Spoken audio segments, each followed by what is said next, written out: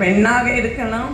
இது ரெண்டு பக்கம் சேர்ந்து இருக்கணும். ஒரு கை தட்டினா சத்தம் வராது, ரெண்டு கையும் தட்டணும். அப்பதான் சத்தம் ஊருக்கே கேட்குற மாதிரி நம்ம தட்டலாம், சத்தம் கேட்கும். ஸோ அதனால நம்ம மாமனார் மாமியாராக இருக்கட்டும், அம்மா அப்பாவாக இருக்கட்டும், சேர்ந்து இருந்தால் தான் நம்மளுக்கு அந்த இதுக்கு என்ன சொல்லலாம், அந்த அன்போட சேர்ந்து இருந்தால் தான் நம்மளுக்கு இது அட்வான்டேஜ். அன்பு ஒன்று தான் உறவுகளை சேர்த்து வைக்கும். அந்த அன்பு ஒன்றே மாப்பிள்ளையை மகனாக பார்க்க வைக்கும், அண்ட் மாட்டு பெண்ணை பெண்ணாக பார்க்க வைக்கும். இன்றையிலிருந்து என் மருமகன், நாட் மருமகன், மருமகன், இன்னொரு பிள்ளை என்றே நாம் கூறுவோம். இந்த